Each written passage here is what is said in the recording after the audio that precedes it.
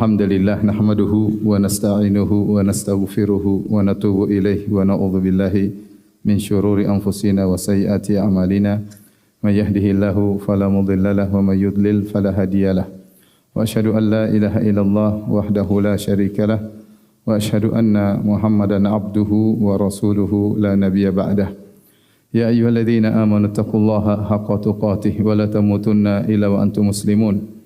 يا أيها الناس اتقوا ربكم الذي خلقكم من نفس واحدة وخلق منها زوجها وبث منهما رجالا كثيرا ونساء واتقوا الله الذي تساءلون به والأرحام إن الله كان عليكم رقيبا يا أيها الذين آمنوا اتقوا الله وقولوا قولا سديدا يصلح لكم أعمالكم ويغفر لكم ذنوبكم ومن يطع الله ورسوله فقد فاز فوزا عظيما أما بعد فإن أصدق الحديث كتاب الله وخير الهدى هدى محمد صلى الله عليه وسلم وشر الأمور محدثاتها وكل محدثة بدعة وكل بدعة ضلالة وكل ضلالة في النار.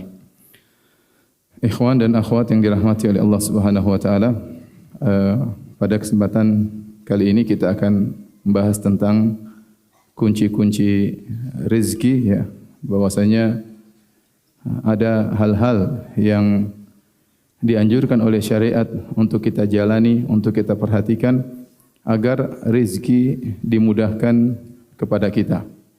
Tentunya masalah rezeki, masalah harta adalah suatu hal yang sangat wajar bagi seorang manusia suka dengan harta, suka dengan aset, suka dengan kekayaan, ingin tidak hidup dengan kekurangan.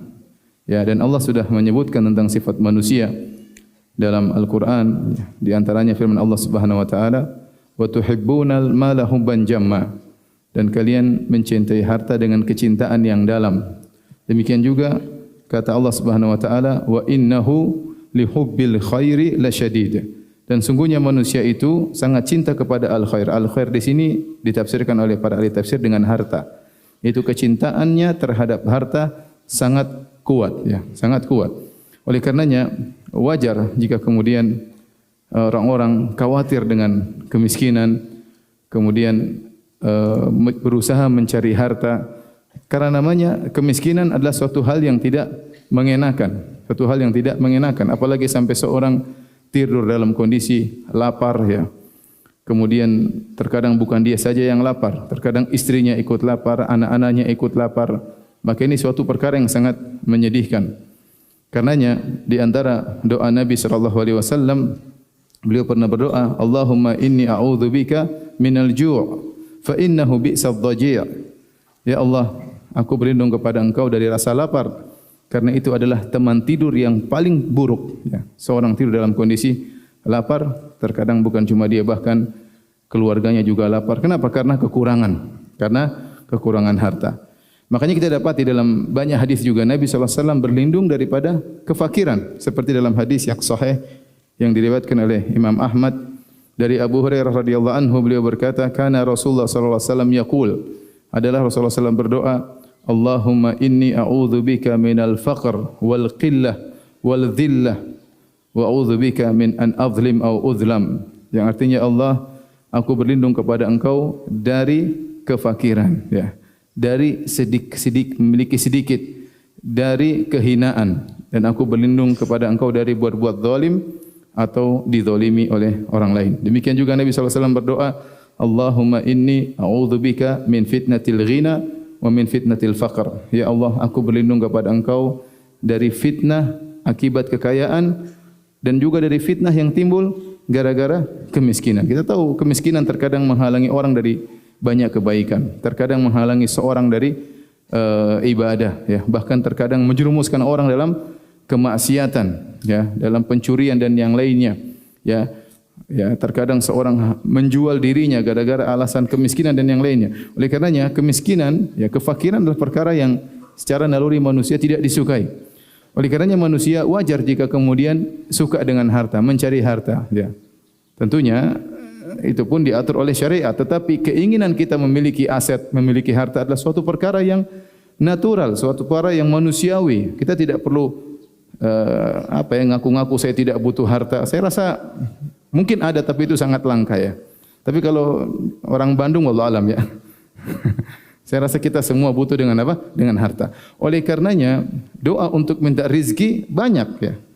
Nabi SAW setiap pagi berdoa, Allahumma inni as'aluka ilman nafi'an wa rizqan tayyiban wa amalan mutaqabbala. Setiap pagi Nabi berdoa, ya Allah, aku mohon kepada Engkau ilmu yang bermanfaat.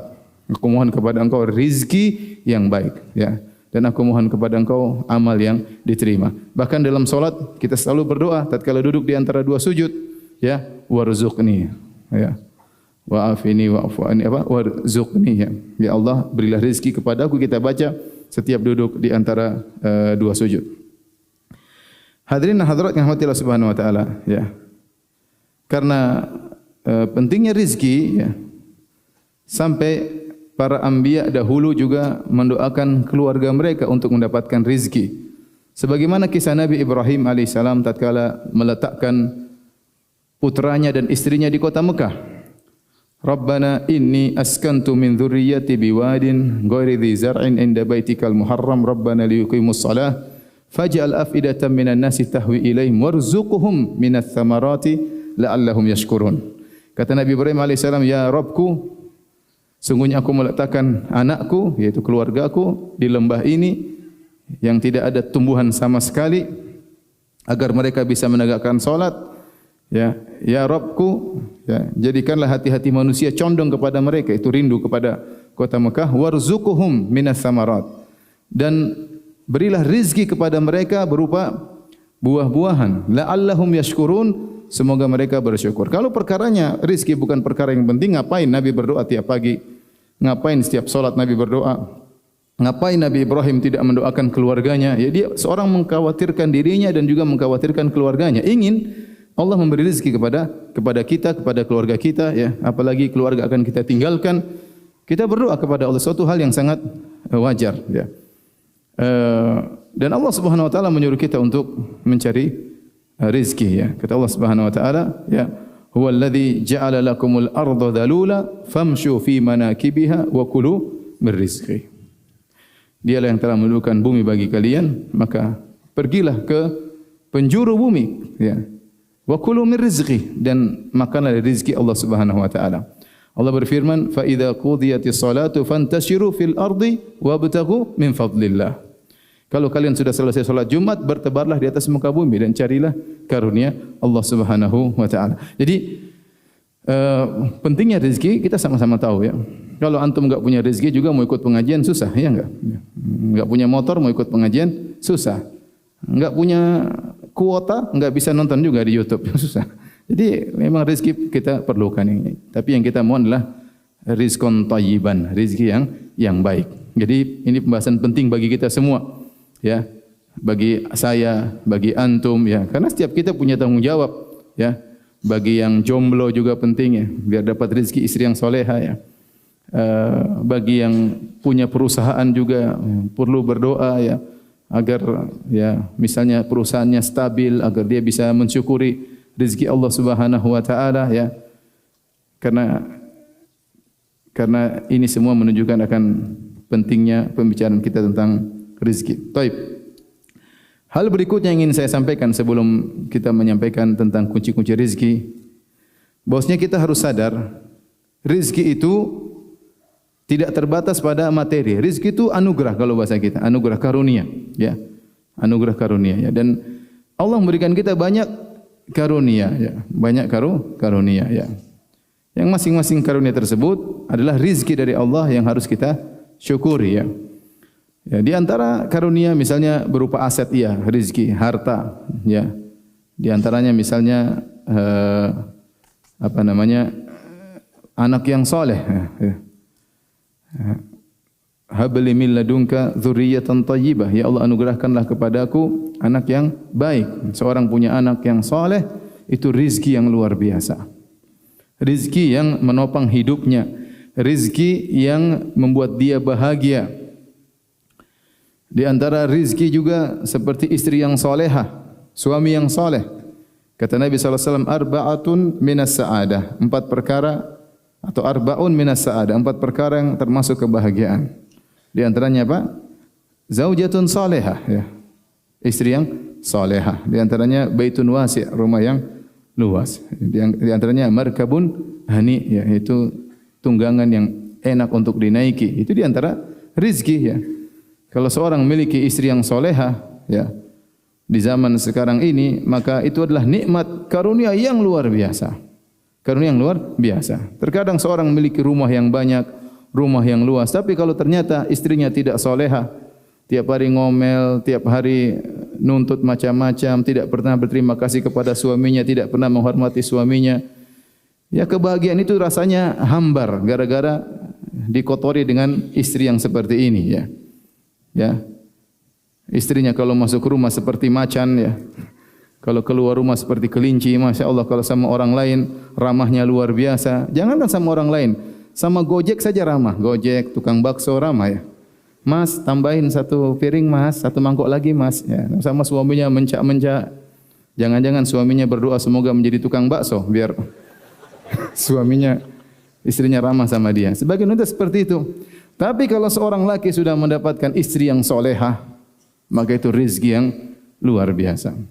Ya, kalau dilihat maka menyenangkan. Ya, kalau kita jauh rindu ingin bertemu dengannya, hari terasa hambar kalau kita tidak mendengar suaranya. Itu rezeki luar biasa. Makanya kalau ada istri antum solehah seperti itu, pegang erat-erat, ya, pegang erat-erat dan gigi dengan geraham kalian kuat-kuat.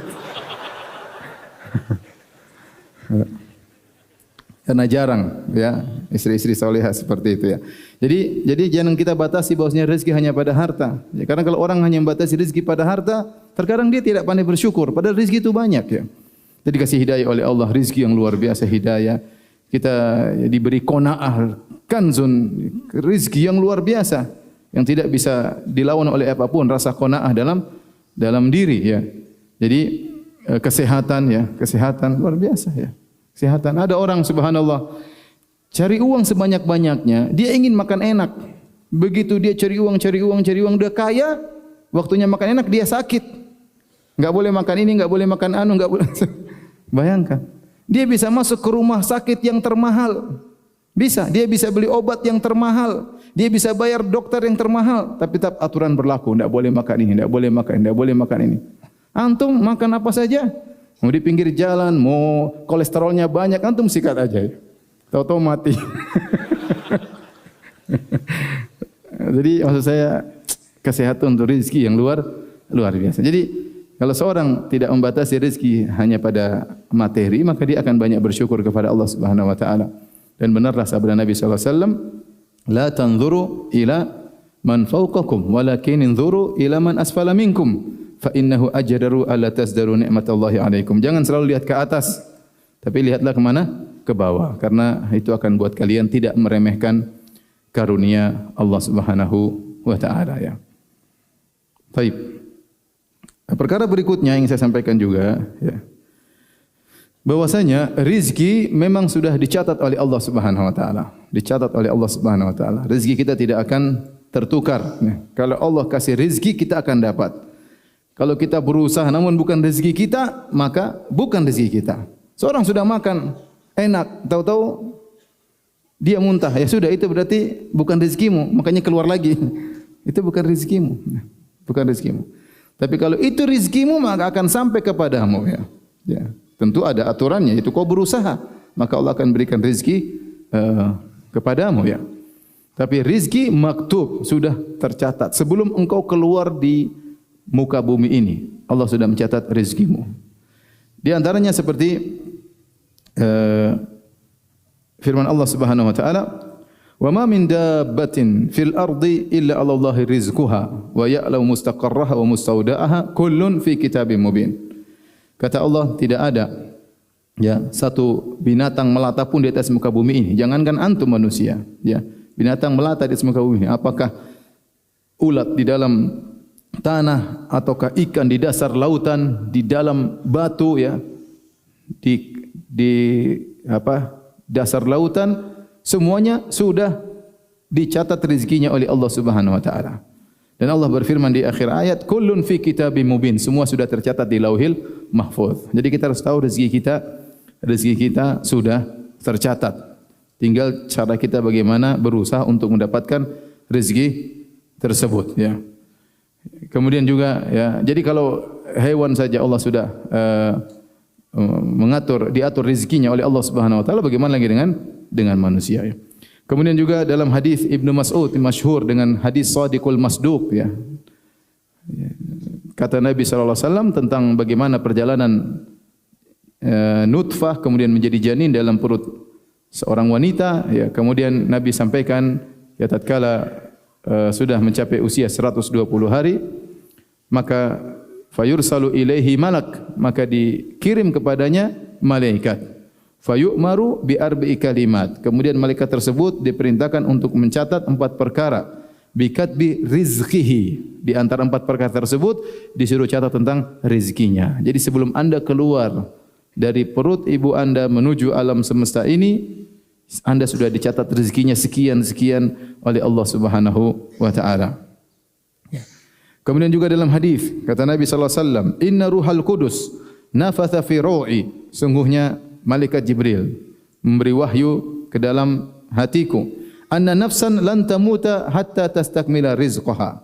Bahwasanya satu jiwa tidak bakalan meninggal dunia sampai sempurna rezekinya. Jatahnya harus selesai, ya, baru sempurna rezekinya, ya. Baru dia dipanggil oleh Allah Subhanahu wa taala. Kalau rezekinya belum selesai jatahnya, dia tidak bakalan meninggal dunia. Ini harus kita yakin. Anna nafsan lan tamuta hatta tastakmila rizqaha. Satu jiwa tidak akan meninggal dunia sampai dia disempurnakan rezekinya. Ala fattaqullah. Kalau begitu bertakwalah kepada Allah. Wa ajmilu fi talab, dan cari harta dengan cara yang baik. Wala yahmilannakum istibta'ur rizqi an tatlubuhu bima'asillah. Jangan gara-gara kalian merasa rezeki lambat lantas kalian mencari dengan cara yang haram. Rezeki kalian akan datang dengan cara yang halal atau dengan cara yang haram akan datang. Anda menempuh dengan cara halal akan datang, dengan menempuh cara haram juga akan datang. Kalau begitu pilih dengan cara yang halal, ya. Tidak akan meninggal kecuali rezeki sudah dipenuhi. Saya dulu pernah dengar guru saya cerita, ada seorang dia jatuh di sebuah lubang atau di semacam sumur, kemudian ditolong oleh orang, kemudian dia haus, akhirnya dikasih susu. Setelah minum susu, ditanya, "Gimana tadi kamu jatuh?" Dia praktekkan, "Tadi saya berdiri di sini, terus saya jatuh lagi dia." meninggal dunia. Kali ini jatuh kedua meninggal dunia. Kenapa dia belum mati? Masih ada sisa 1 gelas susu yang belum dia dapatkan. Rezekinya harus sempurna dulu, baru dia meninggal dunia. Antum tidak usah khawatir, ini sudah tercatat di sisi Allah Subhanahu wa taala. Bahkan dalam hadis yang diriwayatkan oleh Abu Nuaim dalam Hilyah dan disahihkan oleh Syekh Albani rahimahullahu taala, kata Nabi sallallahu alaihi wasallam, "Lau anna ibna Adam haraba min rizqihi." Kalau seandainya anak Adam kabur dari rezekinya, kama yahrubu minal maut, sebagaimana dia kabur dari kematian, la adrakahu rizquhu kama yudrikuhul maut, maka rezekinya akan mengejarnya sebagaimana maut akan mengejarnya. Dan kita sudah tahu yang dicatat oleh malaikat tatkala kita dalam janin, di antaranya adalah bikatbi rizki wa ajalihi, dicatat rizki dan ajal. Kita ini yakin tentang ajal luar biasa, tetapi yakin tentang rizki kurang. Bukankah kita semua yakin kita bakalan meninggal? Kita sering bilang kalau belum ajalnya tidak akan meninggal dunia, ya. Ya, meskipun kita berusaha berobat, tapi kita tahu kalau belum ajal kita tidak bakalan meninggal. Tapi kalau sudah ajal, kita mau berusaha, mau pakai safety yang luar biasa, keselamatan, mau olahraga dengan tubuh yang sehat luar biasa, kalau waktunya meninggal juga. Kenapa meninggal? Terlalu sehat. Terlalu sehat meninggal. Terlalu banyak olahraga, ya, macam-macam. Kalau Allah sudah ingin cabut nyawa seorang, dia akan meninggal. Dan kita sangat yakin dengan ajal. Nah, seharusnya keyakinan kita terhadap rizki sama dengan keyakinan terhadap ajal. Karena dia dua perkara yang sama. Dia adalah 2 perkara yang sama. Sama-sama dicatat tatkala kita masih dalam janin, ya. Bikatbi rizkihi wa ajalihi. Malaikat mencatat rizkinya dan malaikat mencatat ajalnya. Ini hal-hal yang perlu kita perhatikan, ya. sebelum kita membicarakan tentang kunci-kunci pembuka rezeki ya. Namun para hadirin dan hadirat yang Allah Subhanahu wa taala, meskipun rezeki sudah dicatat ya, meskipun rezeki sudah dicatat ya, dan kita pasti akan dapat rezeki kita ya. Kata Allah, wa ka'ayyin min dabbatin ya la tahmilu rizqaha Allah yarzuquha wa iyyakum. Betapa banyak binatang melata di atas muka bumi yang dia tidak bisa mengatur rezekinya. Allah yang kasih rezeki kepada binatang tersebut dan juga kepada kalian. Allah ingin jelaskan bahwasanya rezeki sudah terjamin ya. Jangankan antum, hewan saja. Hewan yang enggak punya akal cerdas seperti antum ya, dia enggak tahu, dia hanya berjalan dengan nalurinya tapi dapat rezeki. Dia dapat rezeki padahal dia tidak punya akal untuk mengatur ini, tapi dia dikasih rezeki. Kata Allah, Allahu yarzuquha, Allah yang beri rezeki kepada hewan tersebut, wa iyyakum, dan juga kepada kalian. Apalagi kalian yang punya akal, bisa berfikir, bisa berbuat, bisa bertindak, ya, maka Allah juga mengatur rezeki kalian. Tetapi meskipun rezeki sudah tercatat, tetap kita harus apa? Berusaha. Sebagaimana kita tahu ajal sudah tercatat, tapi kita berusaha untuk sehat.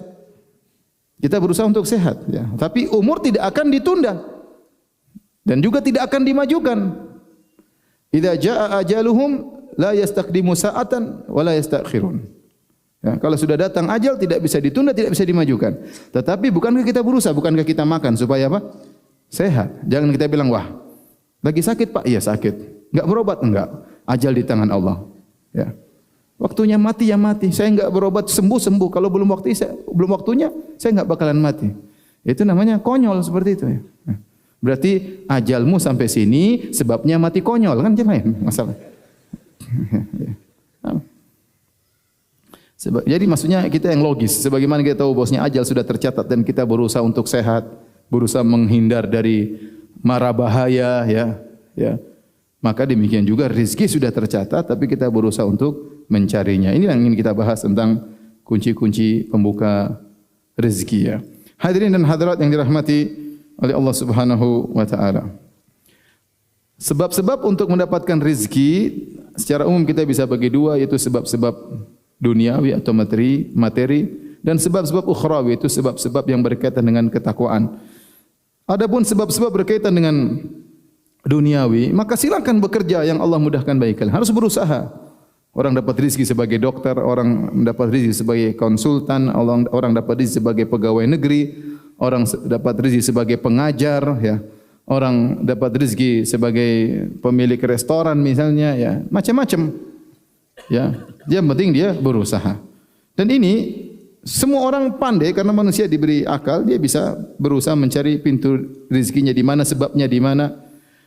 Non-muslim ataupun muslim atau kafir, mereka juga pandai dalam ini, terkadang mereka lebih pandai daripada kaum muslimin. Maka silakan berusaha, yang penting syaratnya harus halal. Cara-cara yang halal. Tapi yang kita membahas pada kesempatan kali ini bukan itu ya. Karena dalam masalah dunia saya tidak pandai ya. Antum mungkin lebih pandai daripada saya ya. Nabi SAW saja berkata, antum a'lamu bi umuri dunyakum. Nabi berkata kepada sebagian sahabat, kalian lebih paham tentang urusan dunia kalian. Ya. Tapi yang ingin kita bicarakan di sini adalah apapun profesi antum, apapun pekerjaan antum, maka perhatikanlah sebab-sebab ukhrawi yang mudah-mudahan menambah rezeki antum, tapi dengan cara yang berkah, bukan menambah rezeki yang tidak berkah. Inilah hal-hal yang mudah-mudahan kalau kita perhatikan, kita kerjakan, maka Allah akan memberikan rezeki. Dan banyak orang yang mempraktikkan hal tersebut, Allah berikan rezeki kepada mereka. Saya akan sebutkan beberapa kunci-kunci yang bisa membuka pintu-pintu rezeki. Yang pertama, hadirin dan hadirat yang Allah Subhanahu wa taala, adalah takwa Allah, bertakwa kepada Allah. Bertakwa ini bukan sekedar ya kata yang diumbar, dikatakan ya, yang kita dengar setiap Jumat, ittaqullah, bertakwalah kepada Allah, ya. Haqqa tuqatih, dengan sungguh-sungguh takwa. Tapi yang kita butuhkan adalah praktek dari takwa tersebut. Takwa artinya apa? Anta ja'ala bainaka wa baina adzabillahi wiqayah. Takwa adalah engkau menghalangi dirimu dari adab Allah, yaitu kau mengambil penghalang agar adab Allah tidak menimpaimu. Ya, sehingga kalau takwa ya digabungkan dengan albir wa taqwa, maka biasanya takwa konotasinya kepada meninggalkan maksiat, albir konotasinya menjalankan ketaatan. Kalau takwa disebut sendiri, maka menggabungkan dua-duanya. Intinya seorang bertakwa kepada Allah sebisa mungkin, tatkala dia di hadapan banyak orang maupun tatkala dia bersendirian. Kita ini sekarang susah bertakwa kepada Allah, terutama tatkala kita sendirian. Tatkala kita ditemani dengan internet. Kalau sudah internet, orang susah untuk bertakwa kepada Allah Subhanahu wa taala. Saya sering sampaikan dalam pengajian-pengajian saya berulang-ulang. Banyak maksiat yang kita sepelekan sekarang karena sudah saking terbiasanya. Ya. Di antaranya adalah memandang aurat wanita yang tidak halal bagi kita. Kita pokoknya siapa yang punya akun Instagram, ya, punya akun Facebook, punya Twitter, dia pasti melihat aurat wanita terbuka. Siapa di antara kita setiap melihat aurat wanita terbuka kita bilang astagfirullah? Enggak ada.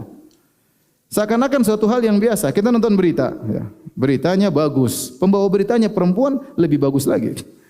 Dan kita tidak bilang astagfirullah, enggak ada. Tidak terbetik untuk beristighfar. Padahal itu dosa. Sepakat ulama itu dosa. Kenapa melihat wanita auratnya terbuka rambutnya, seksi tubuhnya.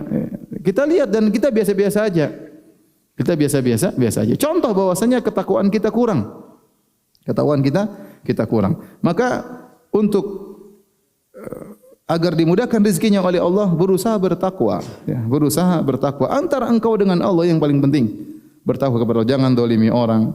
Laksanakan ketaatan, berusaha menghindari hal yang diharamkan oleh Allah Subhanahu wa taala sebisa mungkin, semaksimal mungkin. Ya kalau ternyata kita tidak mampu, kita sudah berusaha namun tetap saja ya tidak bisa menghindar, semoga Allah mengampuni. Tapi maksud saya kita berusaha untuk bertakwa kepada Allah Subhanahu wa taala. Allah Subhanahu wa taala berfirman, "Wa may yattaqillaha yaj'al lahu makhraja." Barang siapa bertakwa kepada Allah, Allah akan berikan solusi baginya. Wa yarzuquhu min haitsu la yahtasib, dan Allah akan beri dia rezeki dari arah yang tidak dia sangka-sangka. Dari arah yang tidak dia sangka-sangka. Ketahuilah ikhwan dan akhwat yang dirahmati Allah Subhanahu wa taala, sungguhnya ayat ini turun berkaitan dengan kasus perceraian. Seorang lelaki menceraikan istrinya. Dan itu berat bagi seorang lelaki, berat bagi istri. Ya, seorang mungkin sudah menjalankan hubungan rumah tangga belasan tahun, tiba-tiba harus cerai dengan istrinya, ya. Ya, ini kondisi berat, tapi Allah mengatakan bahwasanya bertakwa pada Allah, Allah akan kasih solusi. Di antara perkara berat dihadapi seorang adalah kasus perceraian. Ya, sama seperti dia menghadapi kasus misalnya ekonomi jatuh di perusahaannya, berat. Demikian juga masalah rumah tangga juga masalah yang berat. Apalagi wanita sudah menjadi janda. Ya. Sulit terkadang dia mendapatkan rezeki, tapi Allah mengatakan wa may yattaqillaha yaj'al lahu makhraja wa yarzuquhu min haitsu la yahtasib. Kalau dia seorang janda, dia bertakwa kepada Allah, benar-benar dia jaga dirinya, benar-benar dia berusaha beribadah kepada Allah.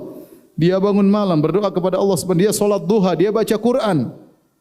Bertakwa kepada Allah, tidak menggibah orang lain, tidak tajasus mencari-cari kesalahan orang lain. Ya, berusaha bersihkan hatinya, maka Allah akan kasih rezeki. Allah yang janji. Ya ja'allahu makhraja. Allah akan berikan dia rezeki. Wa yarzuqhu min haitsu la yahtasib, dan Allah akan berikan dia rezeki dari arah yang dia tidak sangka-sangka. Kata para ulama, ini dalil bahwasanya rezeki ada dua. Ada rezeki yang kita persangkakan, ada rezeki di luar persangkaan kita. Yang kita persangkaan seperti apa ya? Seperti kalau kita kerja di perusahaan, kita tahu gaji kita tiap bulan sekian. Kita sudah duga, persangkaan saya, gaji saya sekian tiap bulan dan biasanya saya terima demikian. Kita punya perusahaan, kita tahu, kita punya restoran, kita punya toko. Kalau bulan-bulan normal, omset sekian. Kita tahu, ya, kita sudah persangkakan. Kalau bulan-bulan ramai, omset sekian. Tapi ada namanya rizki di luar persangkaan. Tiba-tiba dapat untung besar tanpa kita duga, ya. Tiba-tiba ada bonus diberikan tanpa kita duga. Tiba-tiba ada orang kasih hadiah tanpa kita duga. Tiba-tiba ditawarkan usaha investasi yang luar biasa yang tidak kita duga. Kata Syekh Utsaimin rahimahullah, kalau anda mendapatkan rezeki dari orang yang tidak disangka-sangka, mudah-mudahan itu tanda anda bertakwa kepada Allah Subhanahu wa taala. Ya, walau anna ahlal qura amanu wattaqau la fatahna 'alaihim barakatim minas sama'. Seandainya penduduk suatu negeri beriman bertakwa, Allah akan bukakan rezeki dari pintu-pintu pintu langit, keberkahan dari pintu langit. Ini ikhwan bukan perkara yang sepele masalah ketakwaan. Keterkaitan takwa dengan rizki keterkaitan yang kuat. Ya. Kalau anda dalam kondisi sulit, berusahalah bertakwa semaksimal mungkin dan minta kepada Allah agar diberi rizki. Masa orang-orang kafir Allah kasih rizki, anda yang menangis, sujud, berdoa di tengah malam, mengangkat kedua tangan, Allah tidak kasih? Yakin, jangan suudzon kepada Allah Subhanahu wa taala. Husnudzon kepada Allah Subhanahu wa taala. Apa susahnya Allah kasih anda rizki? Tidak ada yang susah bagi Allah. Allah Maha Kaya. Tidak repot bagi Allah untuk beri rizki kepada anda, tidak repot. Sama sekali tidak ada kerepotan bagi Allah. Dia hanya mengatakan kun fayakun. Kaya maka jadilah kaya ya. Oleh karenanya ini harus kita yakini, bertakwa kepada Allah Subhanahu wa taala ya sambil berusaha. Jadi jangan main-main dengan ketakwaan ya. Antum yang jomblo-jomblo juga ya. Ya, berusaha benar-benar bertakwa kepada Allah agar diberi rizki istri yang soleha. Berdoa sejak sekarang. Mungkin antum mau rencana nikah 5 tahun lagi, sekarang berdoa ya. Dari sekarang. Karena istri yang soleh itu rizki yang luar biasa. Yang mengalahkan banyak aset-aset dan rizki-rizki yang lainnya. Taib. Di antaranya kata para ulama yang membuka pintu rizki adalah banyak salat, banyak salat. Allah berfirman dalam surat Taha, "Wa'mur ahlaka bis-salati was-sabir 'alaiha, la nas'aluka rizqan nahnu narzuquk wal aqibatu littaqwa." Kata Allah, perintahkanlah keluargamu untuk salat dan bersabarlah untuk salat. Bersabar, perintahkan anak istri untuk salat dan kamu juga bersabar untuk salat. La nas'aluka rizqan, kami tidak minta rizki darimu. Ya. Tapi narzuquk, kami yang beri rizki kepadamu. Kata para ulama dalil bahwasanya orang yang salat ya, mungkin dia berhenti dari kesibukannya, kemudian dia salat, maka Allah akan rizki kepada dia. Kenapa banyak orang yang mengesankan seakan-akan salat menghalangi dia dari rizki?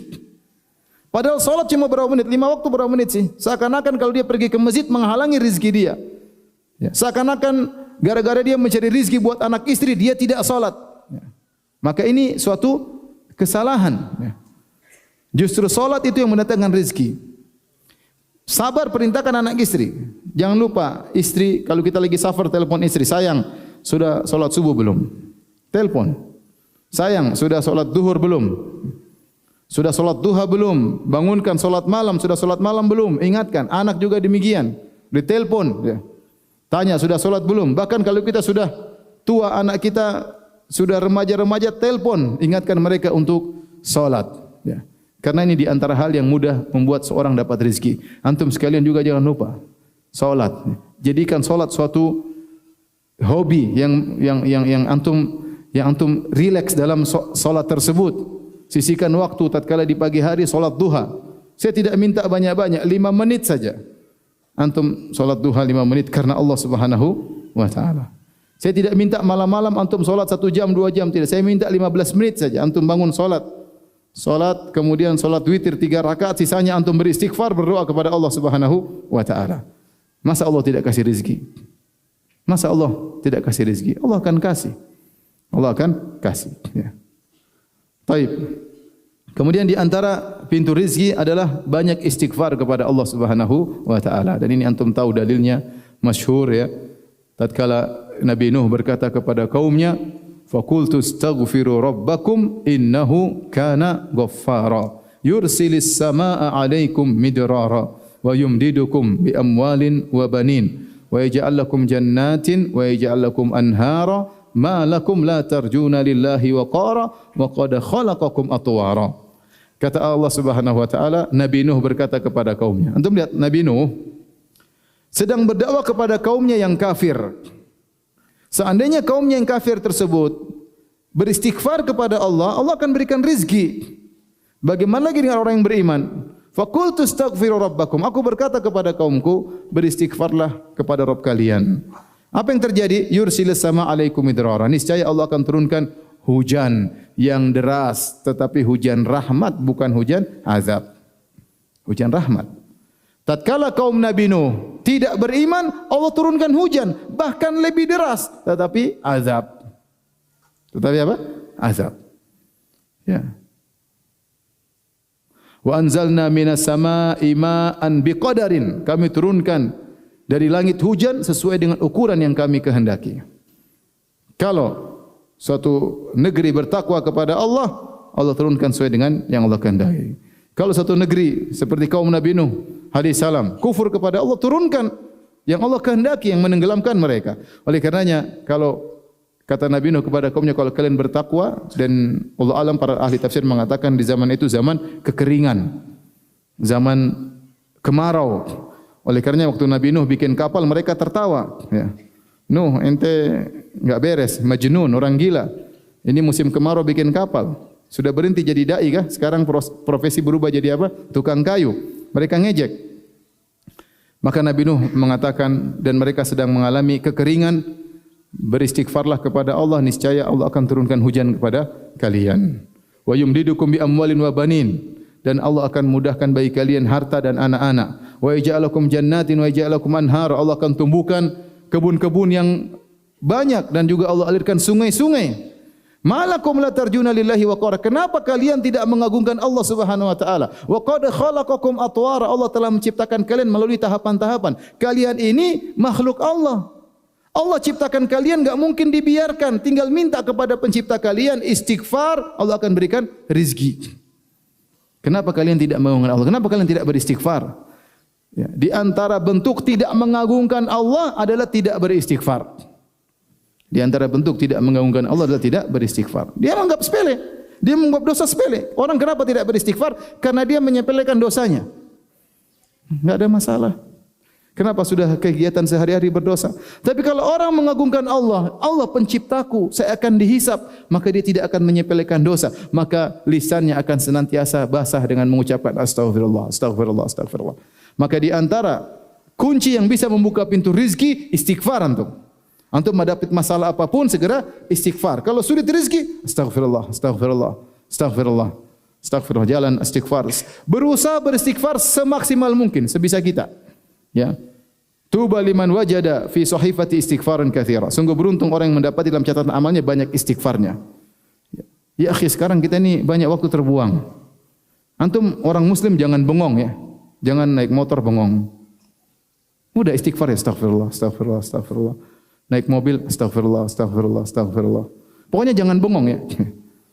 Sayang kita melewati waktu-waktu yang penting tidak kita isi dengan istighfar. Maka di antara hal yang buka pintu rezeki adalah istighfar. Ini rezeki luas, bukan cuma materi. Bahkan dalam ayat ini disebutkan kalau enggak punya anak, ya bisa dengan istighfar Allah akan mudahkan punya anak. Kalau musim kemarau, Allah dengan istighfar Allah bisa turunkan hujan. Ya.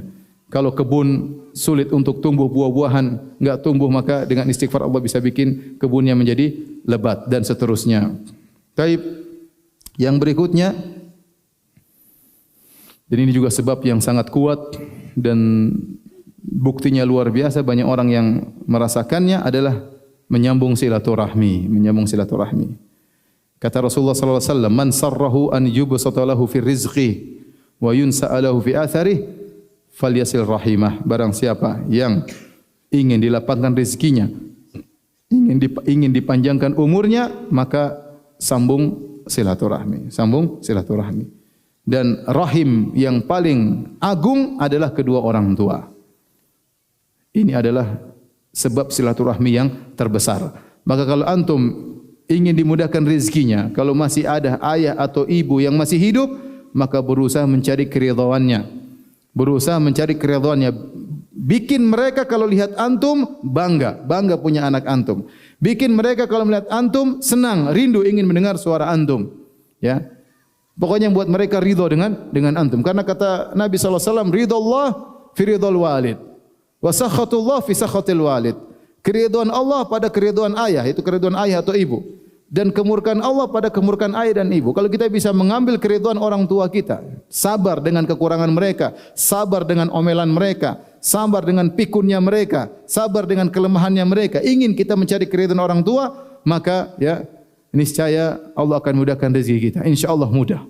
Betapa banyak orang yang berhasil jadi apapun dia. Apakah jadi pemimpin, jadi pejabat, jadi da'i, jadi pedagang, jadi pengajar. Ternyata kunci kesuksesnya adalah karena orang tuanya. Karena orang tuanya. Karena doa orang tua yang luar biasa. Karena doa orang tua yang luar biasa. Masing-masing kita punya pengalaman. Saya pun juga punya pengalaman, tapi tidak mungkin saya ceritakan. Jadi para hadirin dan hadirat yang Allah Subhanahu wa taala, ya, bahwasanya menyambung silaturahmi itu sebab terbesar di antara untuk melapangkan rezeki seseorang. Jangan pelit kepada kerabat. Kalau antum sudah memberikan ayah dan ibu, perhatikan kakak adik antum. Jangan lupa, ring 1 terutama itu rahim yang paling dekat, ring 1, kakak adik, kemudian bibi, tante dari arah bapak, bibi dari arah ibu, om dari arah bapak, om dari arah ibu, ponakan. Pokoknya ring 1 perhatikan sebaik-baiknya. Itu sebab didatangkannya apa? Rezeki. Coba saja kalau tidak percaya. Ya, kita tahu betapa banyak kawan-kawan kita, ya, yang mereka dimudahkan rezekinya. Kenapa? Karena perhatian sama keluarga luar biasa. Ya. Jangan sampai terbalik, sama orang lain perhatian luar biasa. Sama orang lain, masya Allah, traktir sana, traktir sini. Ibunya enggak pernah dia traktir. Kakak adiknya tidak pernah dia traktir. Masya Allah, kalau sama orang lain waktunya berhari-hari enggak ada masalah.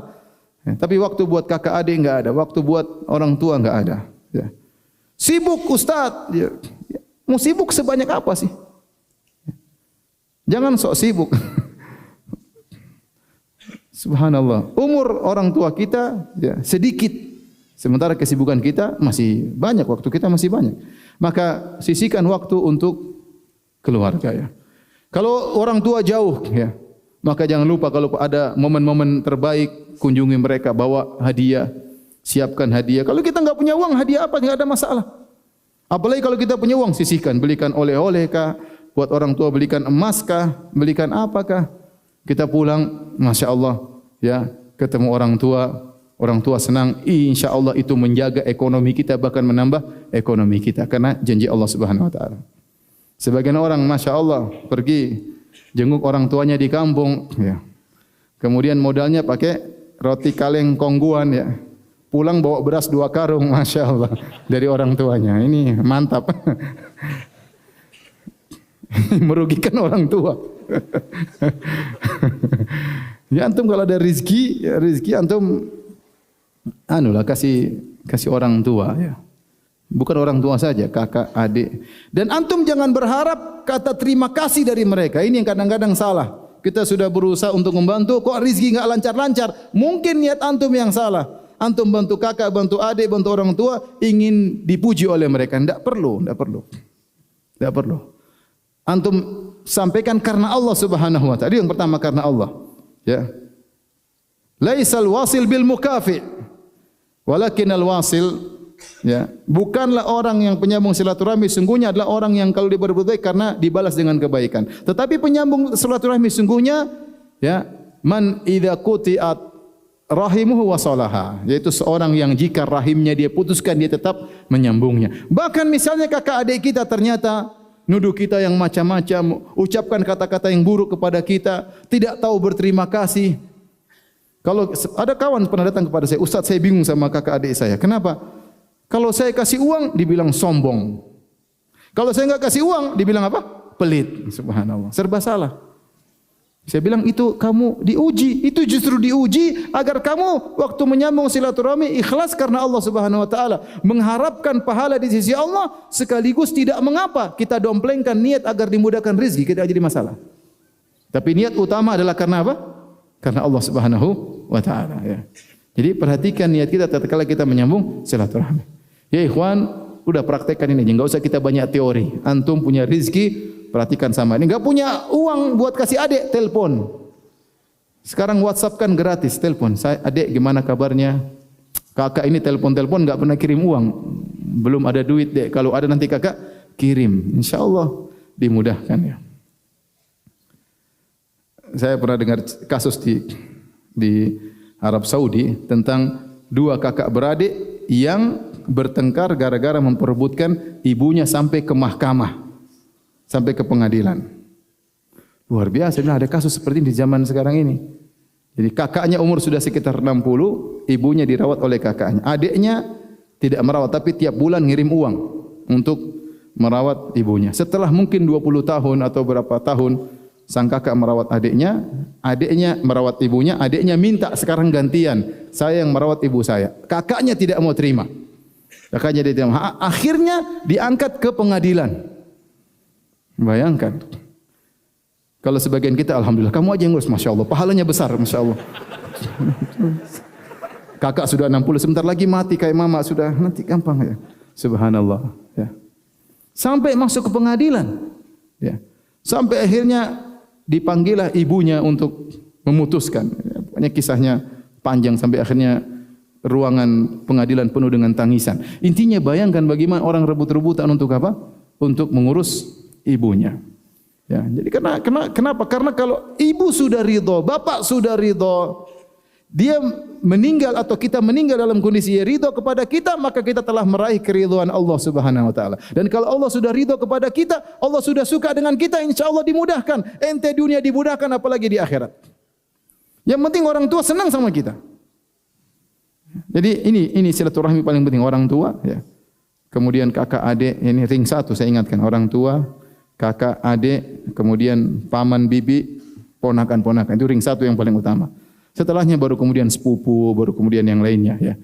Disisihkan waktu, sisihkan uang untuk telepon, untuk mengunjungi, bersabar dengan gangguan mereka. Kalau mereka cari masalah, sabar. Mereka menghina, sabar. Mereka tidak menghargai pemberian antum, sabar.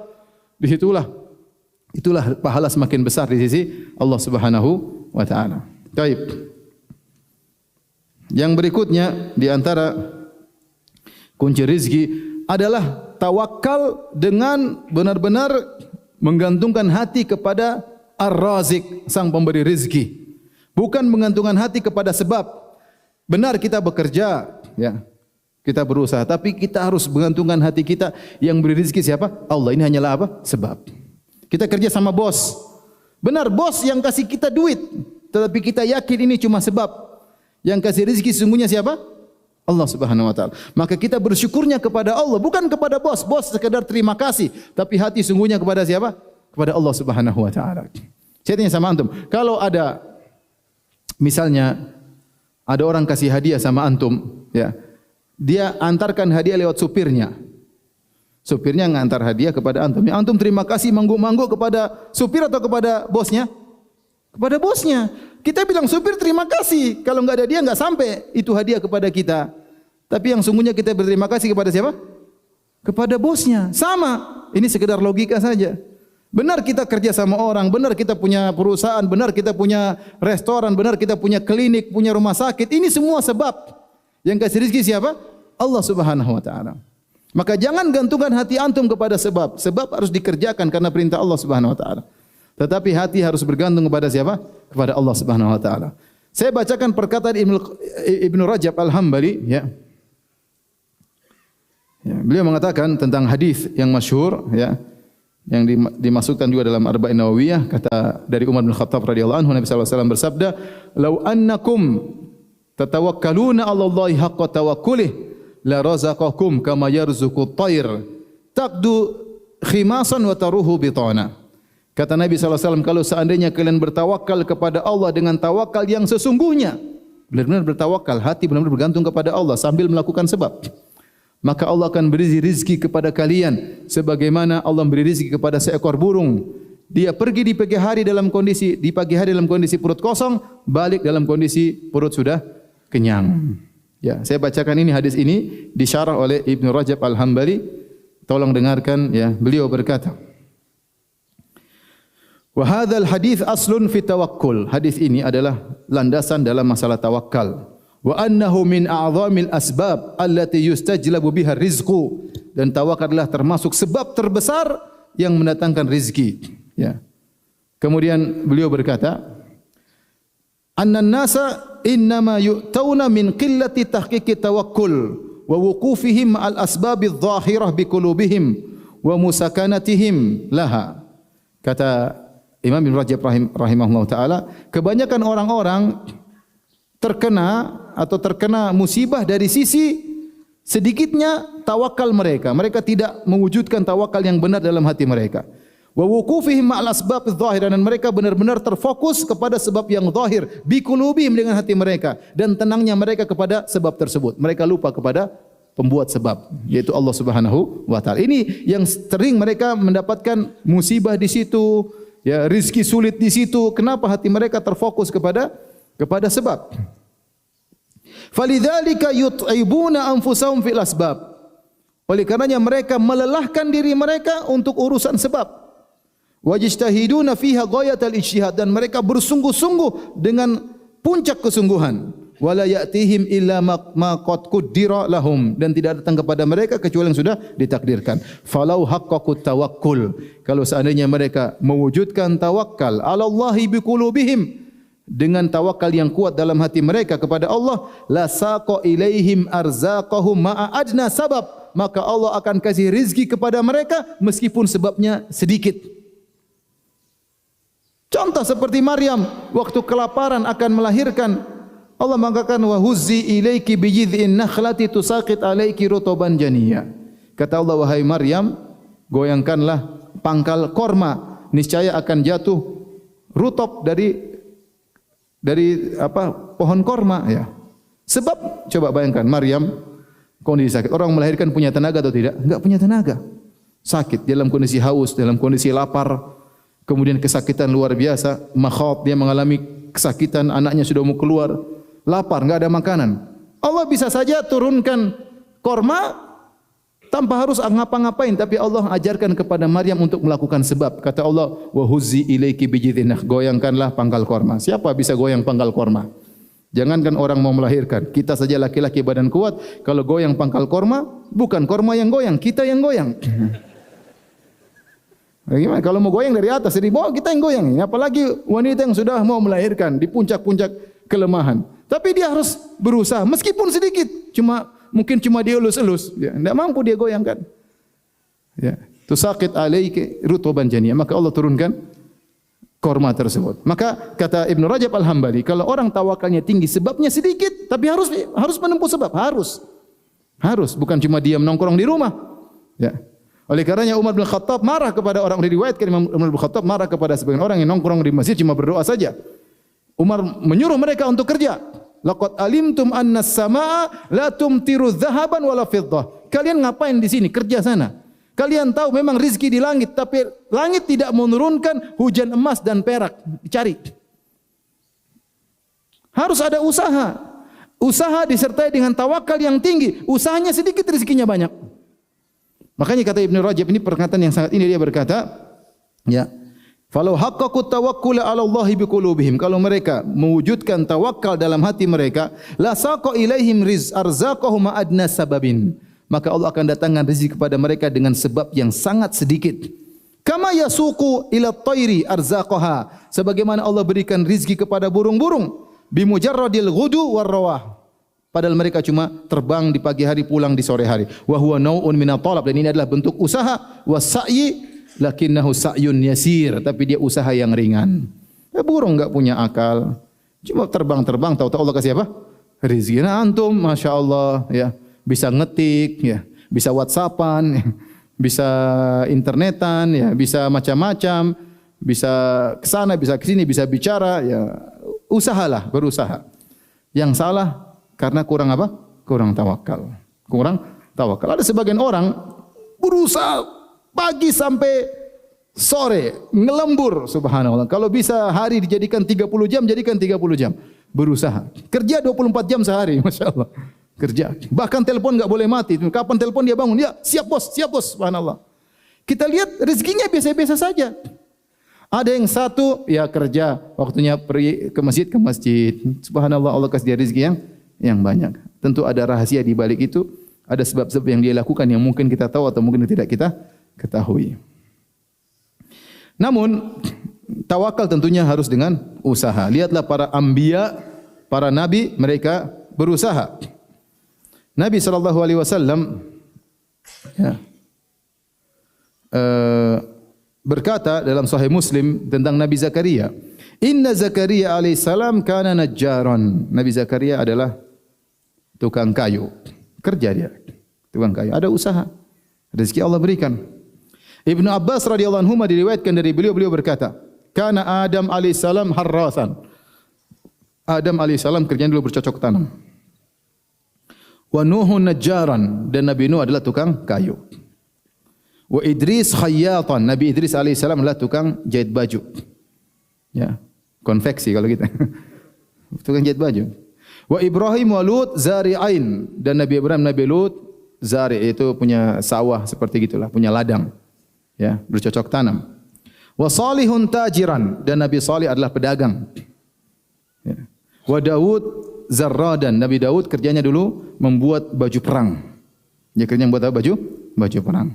Wa Musa wa Syuaib wa Muhammad sallallahu alaihi wasallam ru'at. Adapun Musa, Syuaib dan Muhammad mereka pernah menggembalakan apa? Kambing. Jadi, ya, para nabi juga dulu mereka apa? Berusaha. Jadi seorang tatkala ingin dapat rezeki, dia atur hatinya. Masalah mengatur hati aja. Masalah mengatur hati. Subhanallah, kadang kita tamak dengan sesuatu kita tidak dapat. Tatkala kita tidak tamak, Allah kasih, tinggal masalah ngatur hati. Kita tamak nih, semangat. Allah tidak kasih, subhanallah, sudah semangat luar biasa. Terkadang kita tahu kita suka tapi kita tidak tamak, tahu-tahu Allah berikan itu harta kepada kita. Tinggal masalah mengatur hati. Masalah mengatur tawakal. Yang penting saya berusaha, ya. Masalah hasilnya serahkan kepada Allah. Tugas kita tinggal berdoa kepada Allah, tapi kita harus berusaha. Baik. Jadi di sebab dapat rezeki adalah tawakal yang benar kepada Allah Subhanahu wa taala. Kemudian sebab berikutnya di antara kunci-kunci rezeki adalah al-mudawamatu ala syukrillah. Senantiasa bersyukur kepada Allah Subhanahu wa taala. Ya. Kata Allah Subhanahu wa taala, "Wa idz ta'adzana rabbukum la in syakartum la azidannakum." Dan Allah telah mengumumkan pengumuman, ta'adzana rabbukum, Allah kasih pengumuman, la in syakartum la azidannakum. Kalau kalian bersyukur, Allah akan tambah. Jadilah Anda orang yang suka bersyukur. Banyak orang tidak bersyukur, marah sama Allah. Apa buktinya? Wah, dia memang lebih kaya dari saya. Coba ini bentuk tidak bersyukur. Aduh, mobilnya lebih bagus daripada mobil saya. Tidak ada kata-kata bersyukur. Alhamdulillah, masya Allah mobil, alhamdulillah. Semuanya keluhan yang keluar dari lisannya. Ini bukan tanda bersyukur, ya. Ya. Ada orang ngeluhkan suaminya terus, tidak bersyukur. Ada orang datang pada saya, nangis. Ustaz, suami saya ini gini, Ustaz. Suaminya di sampingnya. Saya di depan. Ustaz, suami saya ini main game, Ustaz, di rumah main game. Kemudian saya sudah tegur, nangis. Suaminya diam aja. Saya bilang, Bu, bersyukur cuma main game. Sebagian suami main perempuan, Ibu. Mau sebagian yang lebih kacau. Merokok apa, main ini, main anu, main ini. Cuma main game, ya sudah dia salah, nasihati. Bersyukur kepada Allah. Pingin suami sempurna. Ya, akhir terkadang Ustaz pun main game sama anaknya. Anak saya terkadang habis main game, ya sudah saya temani sebentar meskipun saya lagi baca buku. Ya sudah. Maksud saya, banyak bersyukur. Ya, kalau ada kekurangan, ya kita nasihati. Tapi jangan kerjanya mengeluh terus. Mengeluh terus, jangan. Ya. Tidak bersyukur sama istri. Istri saya begini. Saya bilang sama kawan, ente mau bersyukur tuh. Itu ada perempuan hitam gemuk tuh. Lihat itu. Biar kau bersyukur istrimu itu cantik sebenarnya dibandingkan sama itu. Kira enggak bersyukur punya istri. Masih banyak jomblo yang menderita, kasihan. Ente sudah punya istri, alhamdulillah. Ya kalau punya kekurangan perbaiki, nasihati baik-baik, bersyukur kepada Allah Subhanahu wa taala. Kalau bersyukur nanti Allah kasih tambahan.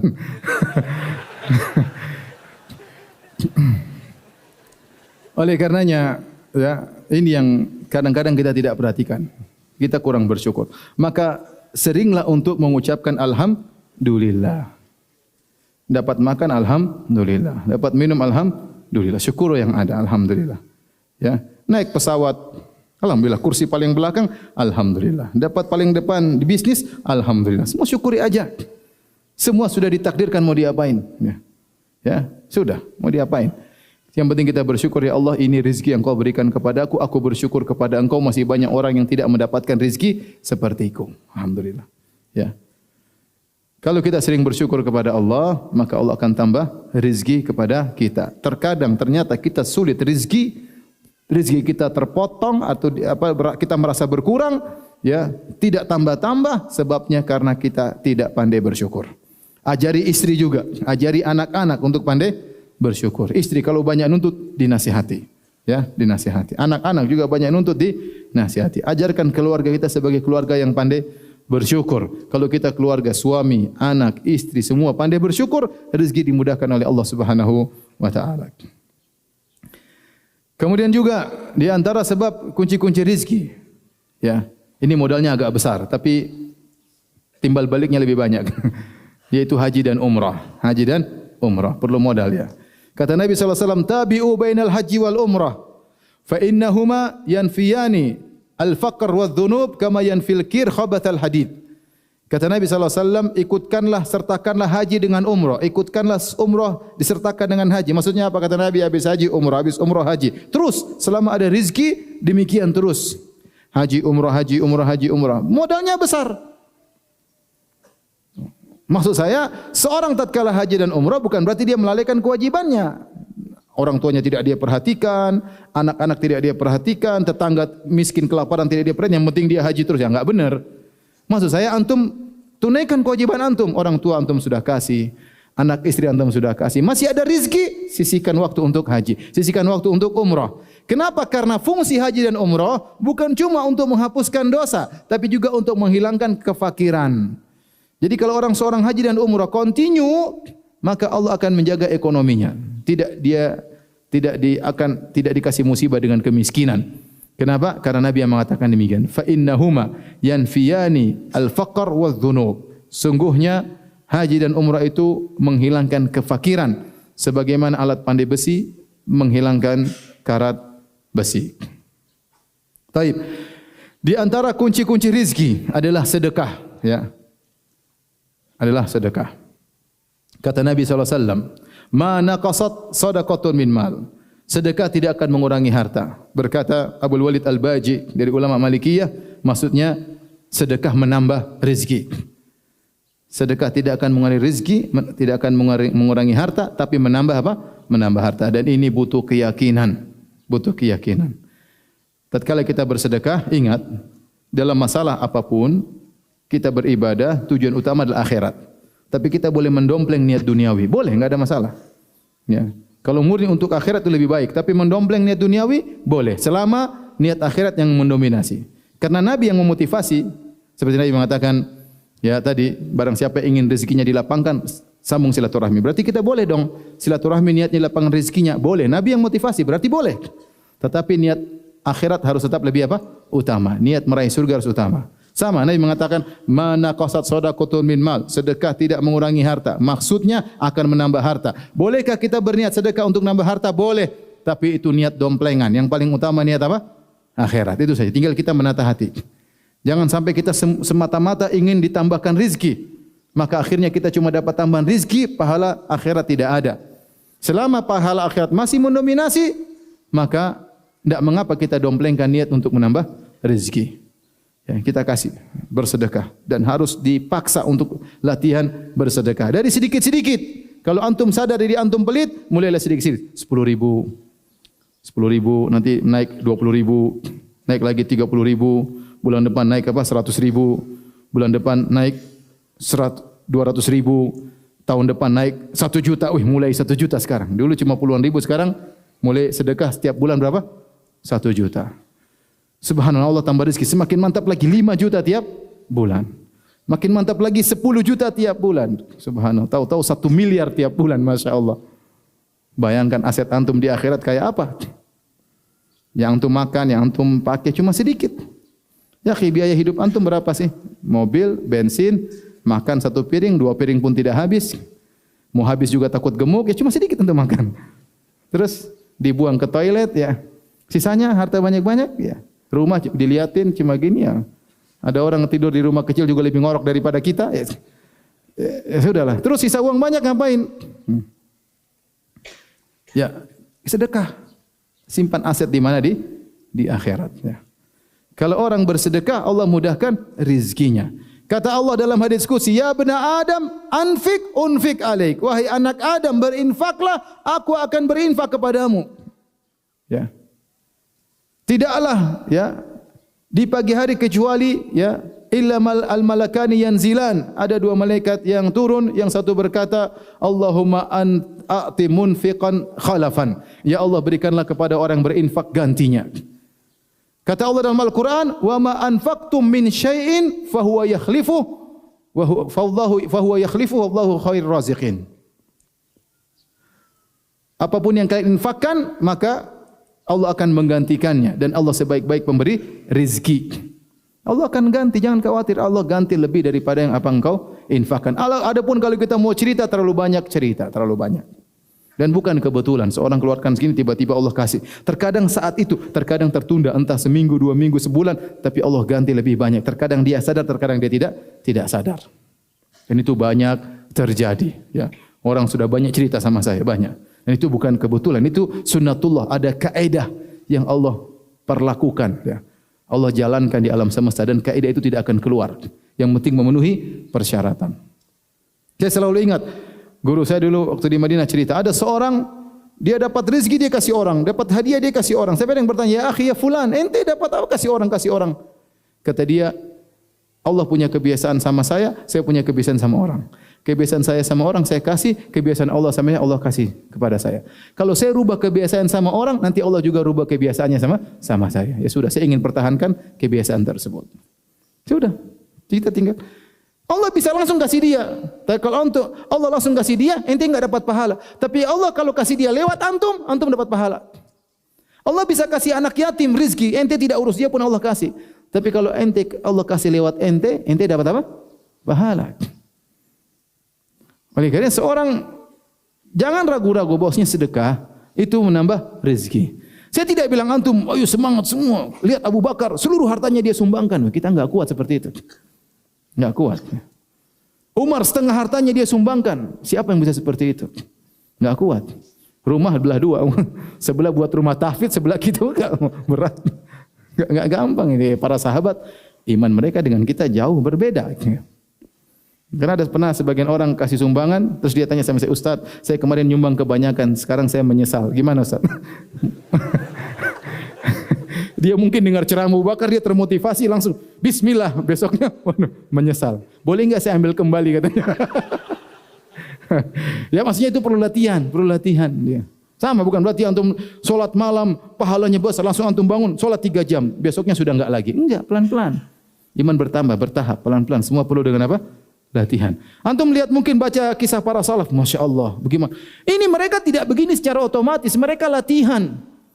Mereka mengalami tahapan-tahapan, pelan-pelan sampai iman mereka semakin tinggi sehingga mereka bisa melakukan hal yang di luar nalar kita. Nah, saya tidak menuntut antum seperti mereka karena saya pun tidak bisa. Tetapi kita berusaha meniru mereka, mencontohi mereka, tasyabuh dengan orang-orang soleh. Ya. Kalau kalian tidak bisa seperti mereka, fatashabbahu bihim, bertasyabuhlah dengan mereka. Jadi ini ikhwan, jangan lupa sedekah dan jangan tunggu pujian orang lain. Jangan tunggu pujian orang lain. Antum kalau ada orang parkir, misalnya orang biasanya 2.000, antum kasihlah 4.000. Jangan tunggu dipanggil Pak Haji baru 10.000. Ustaz, kenapa 10.000? Aduh, enggak enak dipanggil Pak Haji masa cuma 2.000, 10.000. Ah, jangan, kita kasih karena Allah, bukan karena dipanggil Pak Haji atau Bu Haji, enggak. Kasih aja, enggak ada masalah. Kasih niatnya karena Allah. Contoh di antara sedekah, membeli dagangan ikhwan atau akhwat tidak usah ditawar. Antum pandai tawar. 10.000 antum bisa tawar jadi 1.500. Antum mampu. Tapi antum tahu ikhwan ini kasihan cuma jual es krim masih ditawar lagi, musim dingin lagi enggak ada yang beli, ente tawar lagi. Sudahlah beli aja udah. Berapa? Enggak usah. Kembali terimalah biar dia merasa tidak terhina. Kembalinya kita ambil, tapi kita enggak usah apa? Tawar-tawar. Misalnya seperti itu. Misalnya. Jadi jangan lupa sedekah was shadaqatu burhan, kata Nabi sallallahu alaihi wasallam, sedekah adalah bukti keimanan kalian. Tapi di antaranya kunci rizki. Tolong para jomblo perhatikan, ini paling penting. Adalah menikah. Ya. Menikah itu pintu rizki. Ya akhi, coba kita bicara, saya bicara sama kawan-kawan lah yang sekarang mungkin berhasil. Dulu waktu sebelum menikah kayak apa badannya? Kurus, krempeng.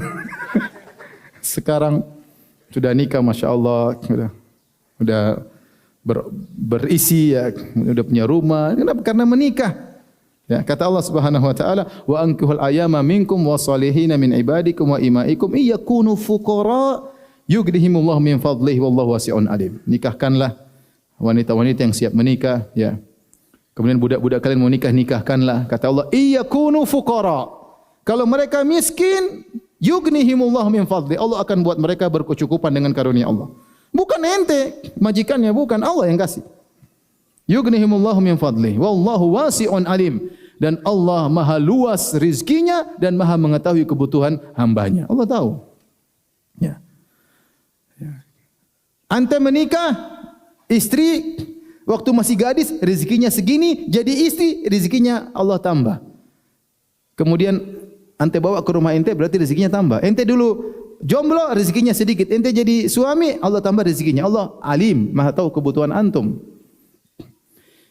Kita dulu masih belum punya anak, saya tahu rezeki saya seperti apa, sedikit.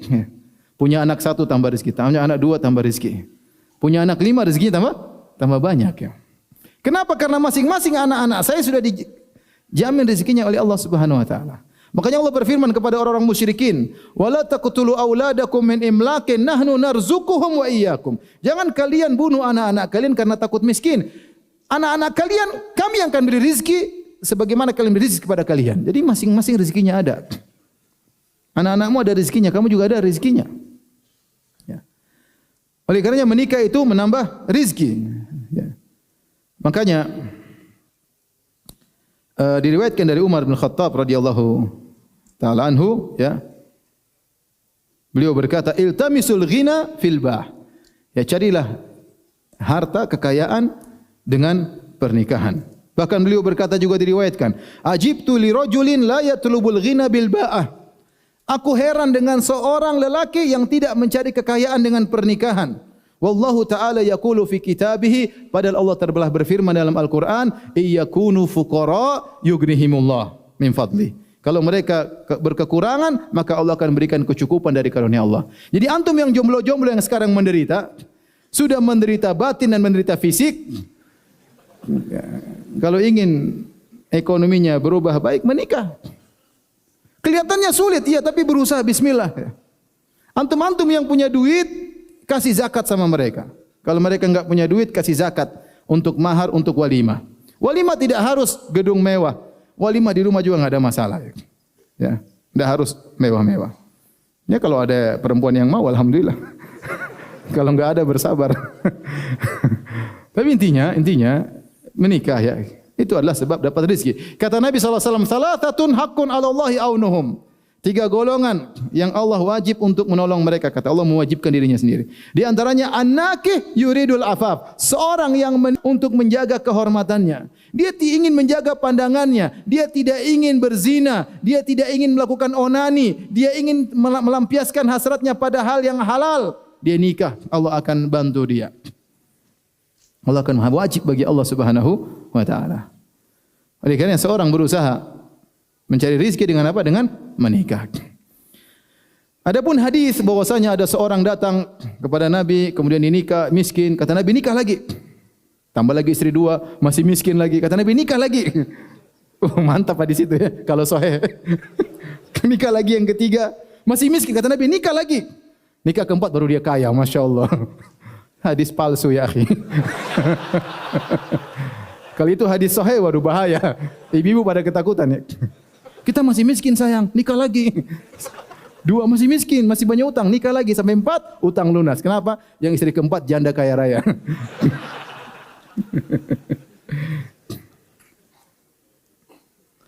Ada yang bilang amin, subhanallah. Hadisnya dhaif, palsu, dibilang amin. Taib. Yang berikutnya kunci rizki adalah menjauhkan diri dari penghilang keberkahan. Jadi penghilang keberkahan. Di antaranya adalah riba. Yamhaqullahu riba wa yurbis sadaqat. Allah menghilangkan keberkahan apa? Riba. Orang riba mungkin duitnya banyak tapi enggak berkah. Terkadang rizki dapat tapi bukan rizqan thayyiban. Bukan rizqan thayyiban, rizki bermasalah. Mungkin orang punya rumah, punya harta, tapi dia sakit-sakitan, anaknya nakal, istrinya selingkuh. Masalah. Ya. Kalau dia tidak dapat masalah di dunia, masalah di akhirat. Tapi kebanyakan di dunia sudah masalah sebelum di akhirat. Ya. Oleh karenanya, jauhi hal tersebut. Contoh berdagang dengan banyak sumpah. Ya. Dalam hadis kata Nabi sallallahu alaihi wasallam, "Al-yaminul kadhibah manfaqatun lis-sil'ah mamhaqatun lil kasbi." Sesungguhnya sumpah palsu itu atau sumpah dusta itu melariskan dagangan tapi menghilangkan keberkahan. Tak banyak orang jualan, oh ini demi Allah ini modalnya cuma sekian, dia bohong. Saya cuma untung sekian persen, demi Allah cuma sekian persen. Sumpah dia demi Allah diobral sampai demi Allah. Orang yang dengar percaya. Jual barang demi Allah, ini barang bagus ya. Cuma saya lagi butuh uang, kalau enggak saya enggak jual. Ini barang saya sayang sekali. Padahal mobil banyak rusaknya. Baru kena banjir tidak bilang-bilang ya. Dia sumpah palsu, memang kata Nabi, benar, manfaqatun lisil'ah. Memelariskan barang dagangan, tapi menghilangkan apa? Keberkahan. Maka seorang jangan pikiran dia yang penting harta banyak, aset banyak. Enggak, yang kita ingin banyak dan berkah, itu yang kita inginkan. Bukan banyak tapi tidak berkah. Mending sedikit berkah daripada banyak tidak berkah. Kita dapat subhanallah sebagian orang dia tidak kaya-kaya banget, biasa aja. Tapi alhamdulillah dia ada mobil. Alhamdulillah kalau pas umroh dia bisa umroh, mungkin bukan travel kelas 1, ya mungkin kelas 7 enggak ada masalah, tapi dia umroh tetap umroh. Dia bisa silaturahmi sama orang tuanya, waktu baca Quran dia ada waktu baca Quran, dia tidak kaya-kaya banget tapi hartanya berkah. Rumahnya berkah, ada pengajian kadang, orang sholat di situ, macam-macam. Tempat keluarga ngumpul, berkah. Tidak mesti, ini rumah besar-besar, enggak ada keluarga kumpul. Rumah besar-besar, enggak ada pengajian. Bayar pajak aja mahal ya. Nah, uang banyak-banyak, enggak ada keberkahan. Itu tidak kita inginkan. Harta yang banyak tidak berkah, hanya menambah hisab pada hari kiamat kelak. Hanya mendapatkan kita pada hari kiamat. Tapi kalau harta berkah, alhamdulillah meringankan hisab. Kalaupun dihisab ternyata banyak pahalanya. Taib, yang terakhir dan sebab yang paling utama dari segalanya adalah berdoa kepada Allah Subhanahu wa taala. Berdoa kepada Allah Subhanahu wa taala. Jangan pernah remehkan doa. Doa adalah silahul mukmin, senjata seorang mukmin ya. Atahza bid-du'ai wa tasdarihi wa ma tadri bima sana'ad du'a'u. Kata Imam Syafi'i rahimahullah taala, apakah kau mengejek doa dan meremehkannya? Kau tidak tahu keajaiban apa yang bisa dilakukan oleh doa. Berdoa. Malam hari bangun, angkat kedua tangan, ya Allah, aku hanya mengeluh kepadamu. Aku jagalah wajahku agar tidak terhinakan di hadapan orang lain. Jangan sampai aku menghinakan wajahku di hadapan orang lain. Sun wajhi, ya Allah, jagalah wajahku. Aku hanya menghinakan wajahku di hadapan. Angkat kedua tangan, nangis di depan Allah Subhanahu wa taala. Minta kepada Allah, mudah mau kasih rezeki, tinggal kun fayakun. Ya. Suruh istri juga berdoa, suruh anak-anak juga apa? Berdoa. Ya. Minta pesan sama orang tua, mak doain saya, mak, anakmu dalam kesulitan. Mak doain saya. Tidak ada doa tulus kecuali dari mama. Bilang begitu. Biar mama benar-benar berdoa dari hatinya yang paling dalam. Sampaikan. Ya. Ayah juga, bapak doain saya. Doain, minta, karena kita butuh bantuan dari doa-doa orang yang tulus. Ya. Kemudian kita berdoa kepada Allah Subhanahu wa taala, niscaya bangun malam minta kepada Allah, Allah lagi turun ke langit dunia. Ya, Allah mengatakan, hal min da'in fa astajiba lahu, hal min mustaghin fa aghfirullah, hal min sa'ilin fa utiya su'lah. Apakah orang yang berdoa akan aku kabulkan doanya, ada yang istighfar aku akan ampuni dosanya, dan adakah yang memohon aku akan penuhi permohonannya. Masa Allah tidak kabulkan? Taib, yang terakhir sebagai khatimah, ya. Ya ikhwan dan akhwat yang dirahmati Allah Subhanahu wa taala, ya. Tentunya kita tahu al-arzaq biyadillah, rezeki di tangan Allah Subhanahu wa taala. Allah tidak menjadikan semua orang kaya dan Allah tidak menjadikan semua orang apa? Miskin. Allah menentukan rezeki masing-masing. Si fulan dapat seberapa, si fulan dapat seberapa, ya. Ya. Allah Subhanahu wa taala yabsutur rizqa liman yasha' wa yaqdir. Allah melapangkan rezeki kepada siapa yang Allah kehendaki dan Allah menyempitkan rezeki kepada siapa yang Allah kehendaki. Kita dapat apapun, dapat kebetulan lagi sempit rezeki, lagi lapang rezeki, tetap kita husnudzan kepada Allah Subhanahu wa taala. Allah berfirman, "Wa ka'ayyin min dabbatin la tahmilu rizqaha, Allahu yarzuquha wa iyyakum wa huwas samiul alim." Kata Allah, betapa banyak binatang melata di atas muka bumi, dia tidak bisa mengatur rezekinya. Allah yang beri rezeki kepadanya, wa huwas samiul alim. Allah Maha mendengar dan Allah Maha mengetahui. Artinya apa? Allah mengetahui jeritan hewan-hewan tersebut kalau mereka kelaparan, Allah tahu. Allah dengar meskipun dia di dasar lautan, meskipun dia dalam lubang dalam bumi, Allah tahu. Dan Allah mengetahui, Allah Maha mendengar, Allah Maha mengetahui. Makanya Allah tutup ayat tersebut dengan mengatakan wa huwas samiul alim. Allah Maha mengetahui dan Allah Maha mendengar. Allah tahu antum kesulitan, Allah tahu antum berdoa. Tapi Allah berikan rezeki kepada antum sesuai dengan yang pas buat antum. Yang ini lebih baik bagi antum karena tidak semua orang diberi rezeki yang banyak kemudian dia semakin bertakwa kepada Allah. Betapa banyak orang yang lupa kepada Allah Subhanahu wa taala. Allah berfirman, "Wa minhum man ahadallah la in atana min fadli lanasaddaqanna wa lanakunanna minas salihin." Falamma atahum min fadli bakhilu bihi. Kata Allah Subhanahu wa taala, di antara mereka ada yang berkata, berjanji di hadapan Allah, "Ya Allah, kalau Allah berikan kepadaku rezeki, aku akan bersedekah, aku akan menjadi orang soleh." Tatkala Allah berikan apa yang mereka minta, tiba-tiba mereka pelit, tiba-tiba mereka lupa. Betapa banyak orang nanti kalau saya punya rezeki lancar, saya mau hajikan ibu saya, mau umrohkan, ternyata begitu dikasih duit, lupa. Saya ini sulit sekarang ikut pengajian karena banyak dagang. Nanti insya Allah kalau dagang saya maju, saya ikut pengajian. Malah enggak ikut pengajian sama sekali. Itu banyak seperti itu. Maka Allah kasih rezeki sesuai dengan yang pantas bagi kita. Jangan kita suudzon kepada Allah Subhanahu wa taala.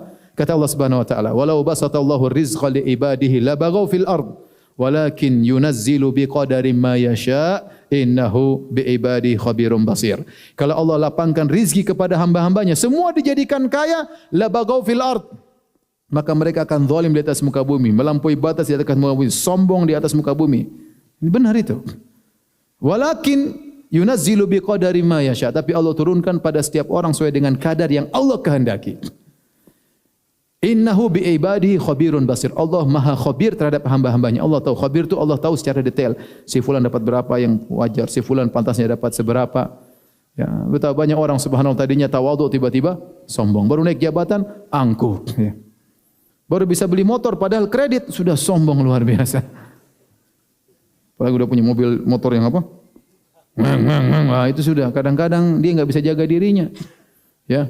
Pakai baju keren, jalan semua orang lihat. Kadang-kadang dia enggak bisa menjaga dirinya. Ya. Allah tahu, ya. Maka kita berusaha berdoa mencari rezeki dan Allah sudah berikan kunci-kunci untuk dapat rezeki. Tapi apapun yang Allah berikan kepada kita, husnudzan kepada siapa? Pada Allah Subhanahu wa taala. Jangan bilang ustaz itu orang kaya aja enggak pernah bertakwa dikasih rezeki banyak. Itu istidraj. Istidraj. Allah berikan mereka dunia. Makanya waktu Nabi SAW ketemu Umar bin Khattab, Nabi tidur dalam kondisi di tikar, kemudian ada bekas-bekas. Kata Umar, "Ya Rasulullah, kenapa tidak diganti dengan ini? Kenapa tidak minta kepada Allah? Sementara Romawi dan Persia mereka diberikan dunia." Nabi marah. Ya, mereka dunia buat mereka, kita kenikmatan di mana? Di akhirat. Ya, kalau kita dapat bagian apapun, kita husnudzan kepada Allah Subhanahu wa taala. Baik, demikian saja para hadirin. Hadirin Allah Subhanahu wa taala. Mana hadiahnya? Berapa hadiah? 20. Masya Allah. Kita bagi-bagi saja ya. Siapa yang paling tua? Angkat tangan. Umur berapa Pak? Oh, sudah enggak ada yang lewat. 80 lebih. Masya Allah. Ini buku ya. Bekal solat. 2 jilid Pak ya. Coba lihat dulu. Saya pastikan dulu. Jilidnya benar enggak? Oh ya benar. Ya. Tolong di-offer ke Bapak tersebut. Ya. Jazakallah khairan. Siapa jomblo paling tua? Angkat tangan. Angkat tangan aja, saya pengen lihat. Enggak usah maju. Ya. Hah? Jomblo paling tua? Ada Bapak-bapak? Ya dia bisa ngira-ngira lah. 45 belum nikah berarti jomblo tua itu. Ada yang jomblo paling tua? Ada.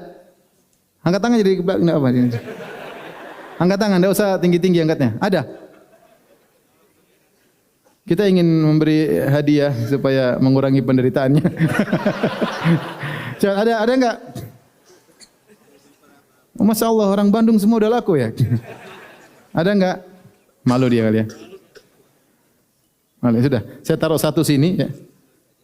Nanti dia boleh ketemu panitia. Kalau dia merasa jomblo paling tua ya, tolong ambil. Taib yang datang paling jauh siapa? Dari mana?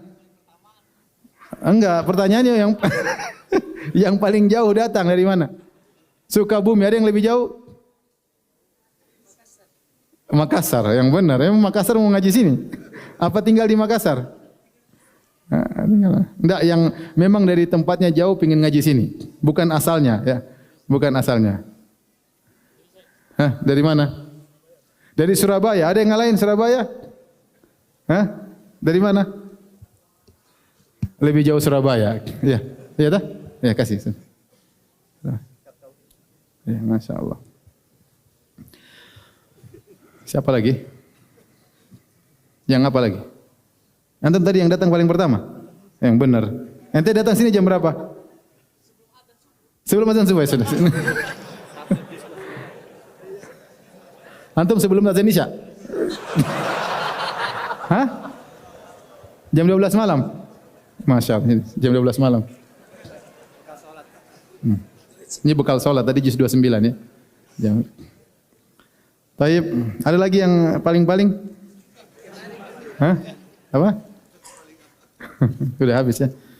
Taib, sekarang tanya jawab ya. Siapa yang bisa sebutkan dalil bahwasanya kalau kawin hartanya banyak, rezekinya ditambah? Silakan. Ya, antum. Jawab. Ya. Apa? Surat apa? Surat An-Nur. Surat An-Nur banyak. Ayat berapa? Artinya aja, artinya. Sudah kasih aja enggak apa. Hadiah ngangkat tangan berani, yang lain enggak berani angkat tangan. Baik. Yang berikutnya, siapa yang bisa sebutkan 5 sebab rizki, kunci rizki? Saya berdiri. Jomblo atau sudah nikah? Sudah nikah, alhamdulillah. Apa saja? Nomor 1. Pertama bertawa kepada Allah. Yang kedua, istighfar. Yang ketiga, silaturahim. Yang keempat, menikah. Yang kelima, menikah lagi, bukan? Cepat. Haji umrah, Masya Allah. Jazakallah khairan. Pertanyaan berikutnya, siapa lagi yang sebutkan yang lain? 3 selain tadi. Berdiri, ya, antum berdiri kacamata ya. Sebutkan. Yang berikut yang lain apa? Apa? Bersedekah. Kemudian apa? Berdoa. Terus yang satu lagi? Satu lagi.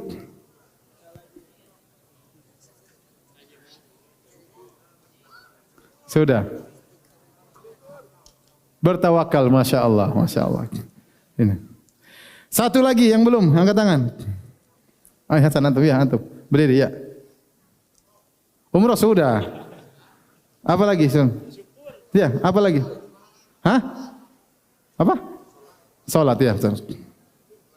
Kasih. Ini apa ini? Juz 29. Juz 29. Ya, sudah.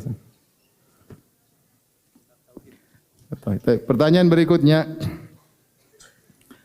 Apa dalilnya bahwasanya haji dan umroh nambah rezeki? Ya.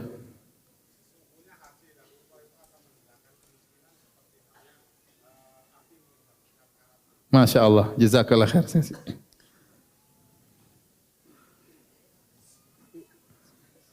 Artinya kenapa? Enggak apa-apa. Jangan hasad.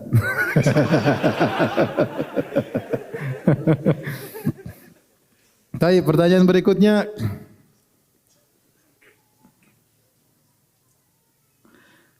mana dalil bahwasanya bertakwa menambah rizki? Yang sana duluan ya, antum ya, berdiri. Tolak apa artinya? Bayar zukuhu. Masya Allah. Allah ibarik fik. Bekal solat 2 jilid ya. Masya Allah. Over ke belakang sana terus. Terus ke belakang dekat apa? Ampli itu. Ya. Baik. Apa dalilnya bahwasanya rezeki bertambah kalau bersilaturahmi? Ya. Sudah, enggak jadi. Antum sudah. Artinya aja enggak apa, Pak?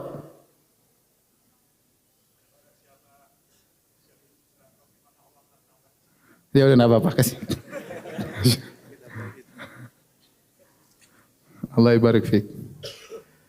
Eh, ibu-ibu nggak dapat ya, kasihan ya. Ibu kasih dua nanti. Ini buat ibu-ibu yang paling tua. Ini buat jomblowati yang paling tua. Ini jomblo tadi ya, paling apa? Jomblowan ya.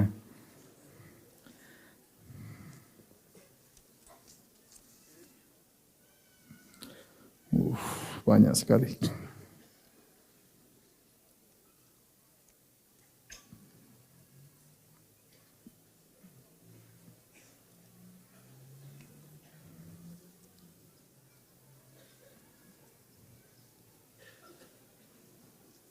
Bagaimana hukum jika kita mempekerjakan karyawan yang menggunakan gaji yang sudah kita berikan untuk membeli minuman haram atau khamr? Kita nasihati dia. Sebenarnya bukan urusan kita karena yang penting dia kerja kita kasih. Mau dia kafir, mau dia maksiat, ya itu urusannya dengan Allah Subhanahu. Tugas kita apa? Menasihati. Terus kita menasihati ya. Tapi kalau memang kita pingin ganti juga enggak ada masalah. Pingin ganti, pingin usaha kita lebih berkah, pingin yang kerja lebih bertakwa kepada Allah, ya enggak ada masalah ya. Enggak ada masalah. Tapi sebelum kita memutuskan kita nasihati baik-baik ya. Jangan begini, saya tidak ingin begini. Ya, enggak apa nasihatinya.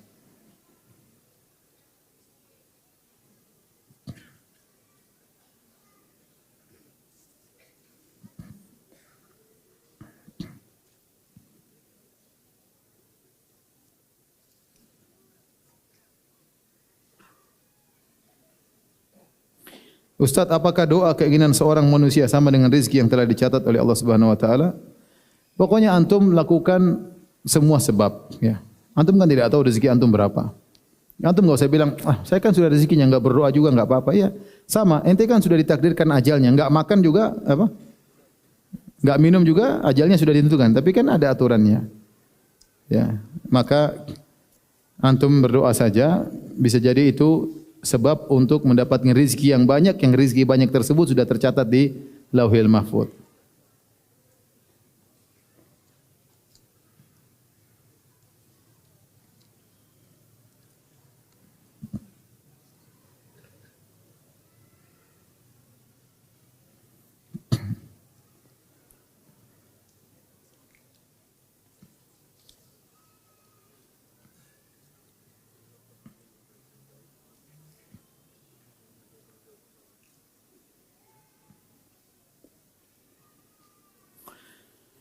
Ustaz, bagaimana sikap kita yang terbaik dalam menghadapi pengerusakan masjid dan pembunuhan saudara muslim kita di India? Ya, kita berusaha ya, misalnya kalau ada yang bisa punya jalur ke pemerintah, minta agar pemerintah Indonesia bisa ikut intervensi ke sana sebagai bentuk solidaritas kepada sesama muslim. Ya, kalau ada memang perlu bantuan kemudian bisa disalurkan dengan prosedur yang benar, kita bantu dengan uang. Kalau enggak bisa, paling penting kita berdoa kepada Allah Subhanahu wa taala. Dan ini membuktikan bahwasanya masih banyak kaum muslimin yang ditindas di daerah-daerah mayoritas ya. Sementara kalau orang-orang minoritas, orang-orang kafir tinggal di daerah kaum muslimin, biasanya mereka dijaga ya, tidak dizalimi. Berbeda tatkala kaum muslimin minoritas ya. Sering mereka dizalimi. Tentu tidak di semua negara. Sebagian negara-negara kafir pun tetap menjaga hak-hak kaum muslimin. Sebagian kita tahu seperti India, di Myanmar dan tempat yang lainnya di mana kaum minoritas diintimidasi dan diganggu ya. Dan ini juga membuat kita bersyukur kepada Allah Subhanahu wa taala. Kita alhamdulillah hidup di negeri muslim, negeri Islam di mana kita bisa beribadah dengan tenang, kita bisa berdakwah dengan tenang, kita bisa menjalani ekonomi juga dengan tenang. Adapun ada kekurangan, ada gangguan, kita bersyukur kepada Allah Subhanahu wa taala dengan tetap berusaha ke arah yang lebih baik ya. Tapi harus belajar bersyukur dalam kondisi apapun. Lihatlah bagaimana kondisi-kondisi saudara-saudara kita di negara yang lain.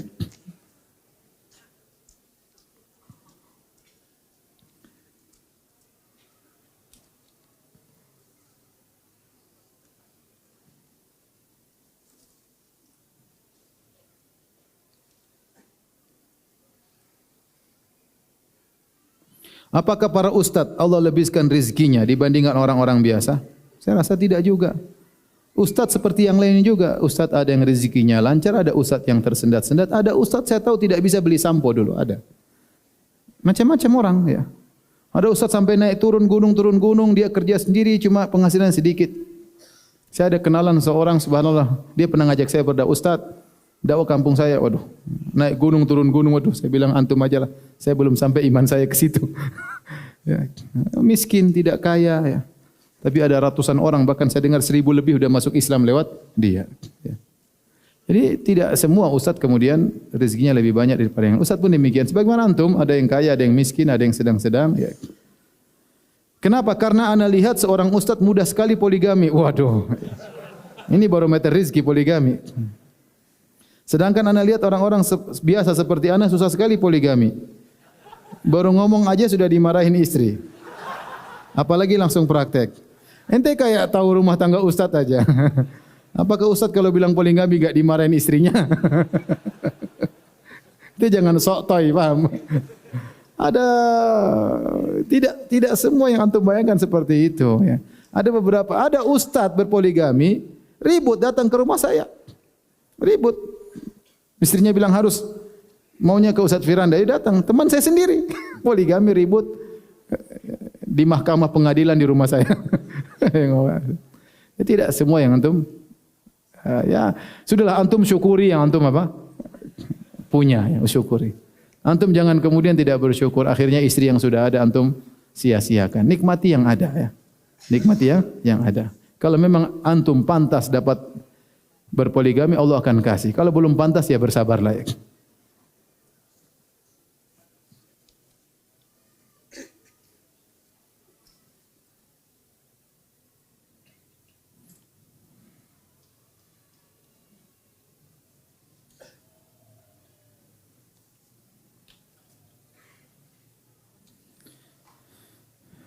Bagaimana cara membersihkan harta-harta yang sudah didapat dengan terlanjur dihabiskan dengan cara yang tidak benar? Ya, kalau sudah terlanjur dihabiskan beristighfar kepada Allah Subhanahu wa taala.